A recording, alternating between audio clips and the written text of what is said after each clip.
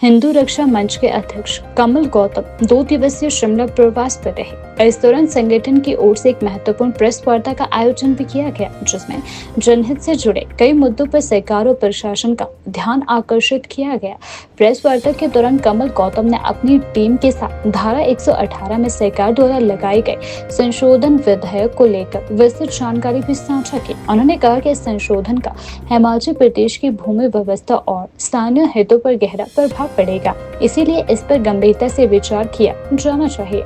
इसके साथ ही कमल गौतम ने जिला शिमला सहित प्रदेश के विभिन्न हिस्सों में बनी कथित अवैध मस्जिदों से संबंधित प्रमाणिक तथ्यों और दस्तावेजों को मीडिया के समक्ष प्रस्तुत करने का भी दावा किया। उन्होंने विशेष रूप से जतोग में कथित रूप से अवैध तरीके से बनाई गई एक मस्जिद का मुद्दा उठाया। गौतम का कहना है कि इस मस्जिद को लेकर सेना के अधिकारियों ने इसे अवैध बताया है और आर्मी हेड द्वारा जो भी आदेश दिए जाएंगे उसके अनुसार आगे की कार्यवाही की जाएगी। प्रेस वार्ता में कमल गौतम ने यह भी आरोप लगाया कि हिमाचल प्रदेश के कई पर्यटन स्थलों और ग्रामीण इलाकों में जमीनों पर अवैध रूप से कॉटेज बनाए गए हैं। उन्होंने सरकार से मांग की है कि इन जमीनों और कॉटेजों की गहन जांच करवाई जाए, क्योंकि उनके अनुसार कई स्थानों पर अवैध कब्जे की आशंका रहती है। हिंदू रक्षा मंच ने स्पष्ट किया कि यह प्रेस वार्ता जनहित से जुड़े मुद्दों को सामने लाने और प्रशासन को तथ्यों से अवगत करवाने के उद्देश्य से आयोजित की गई है। संगठन ने सरकार और प्रशासन से मांग की है कि इन सभी मामलों की निष्पक्ष जांच कर उचित कार्यवाही की जाए। ला रही है उससे स्पष्ट पता चलता है कहीं ना कहीं ये सरकार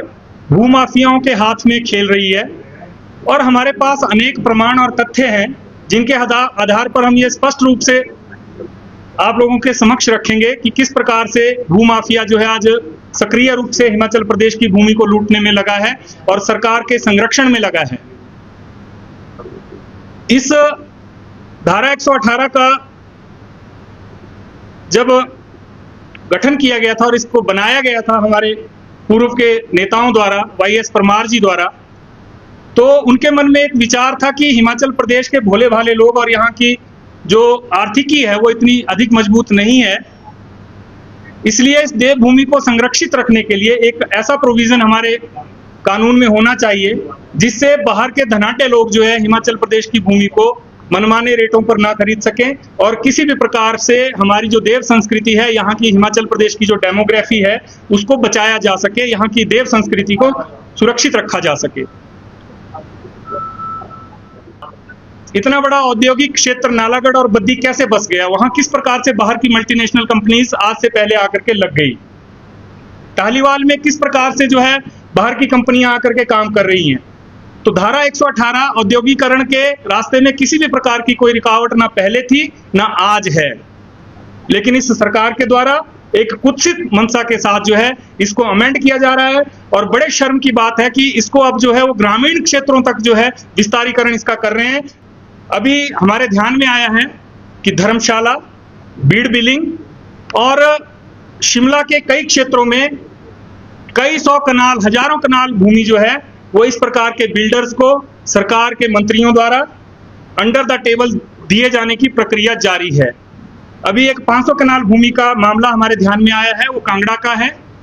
उसकी प्रक्रिया अभी चल रही है और मुझे बड़े शर्म के साथ कहना पड़ता है कि हमने पिछले ही हफ्ते एक अपने किसी व्यापारी बंधु को किसी मंत्री के पास भेजा था और उनसे ये बात करने के लिए कहा था कि आप एक बार बात करके आइए कि सेक्शन 118 में हमें रिलैक्स चाहिए, तो क्या आप करवा सकते हैं? और वो मंत्री जी जिन्होंने ये विधेयक पास किया रखा है विधानसभा में, उनके द्वारा ये कहा गया हाँ बिल्कुल आप लाइए, 7 दिन के अंदर अंदर हम आपको परमिट करेंगे इसमें। और जो सरकार ये कह रही है कि इस धारा को अमेंड करके हम हिमाचल के युवाओं के लिए रोजगार सृजित करने वाले हैं, मीडिया रिपोर्ट्स के अनुसार पिछले 3 वर्षों में 1100 परमिशंस धारा 118 की सरकार ने दी हैं। मीडिया के अनुसार जो हमारे पास आंकड़े आए हैं उसके अनुसार मैं बात कर रहा हूं। तो मैं सरकार से ये जानना चाहता हूं, यदि ये मीडिया की रिपोर्ट सही हैं और 1100 परमिशन पिछले 3 वर्षों में इस सरकार ने दी हैं, तो सरकार एक श्वेत पत्र जारी करे और बताए हिमाचल की जनता को कि उन 1100 परमिशंस को देने के बाद हिमाचल प्रदेश में कितना रोजगार सृजित हुआ और हिमाचल के कितने युवाओं को रोजगार सरकार के द्वारा दिया गया। दूसरी बात मैं कहना चाहूंगा, ये जो अवैध ढांचे आज अनेक प्रकार के इस्लामिक अवैध ढांचे हिमाचल प्रदेश में बने हैं और अभी उसके ऊपर हम बात करने वाले हैं इस विषय के बाद, क्या सरकार की मंशा उन सभी अवैध मस्जिदों और मदरसों को जो ग्रामीण अंचल में बने हैं कहीं इस धारा में छूट देकर के रेगुलराइज करने की तो नहीं है कि कहीं अपने वोट बैंक को पुष्ट करने के लिए सरकार जो है इस अमेंडमेंट को लेकर आई हो? यह भी हमारे मन में आशंका है। दूसरी बात, पिछले वर्ष सरकार ने राधा स्वामी सत्संग व्यास के नाम पर एक अमेंडमेंट लाया था और मुझे बड़े दुख के साथ कहना पड़ता है कि उस अमेंडमेंट का जो अमेंडमेंट किया गया था 2024 में, उस संस्थान ने आज तक उस अमेंडमेंट का प्रयोग ही नहीं किया है जिस उद्देश्य के लिए वो अमेंडमेंट किया गया था। तो मैं सरकार से जानना चाहता हूं कि 2024 का वो अमेंडमेंट क्यों लाई थी सरकार, जब उसका उपयोग ही नहीं करना था? किन लोगों को फैसिलिटेट किया गया उसमें? और दूसरी बात, जब ऐसे धार्मिक संस्थानों के लिए इस प्रकार के अमेंडमेंट लाए जा रहे हैं तो मैं बताना चाहता हूं उसमें हिंदू समाज के कोई भी शक्तिपीठ और कोई भी मंदिर सम्मिलित नहीं है।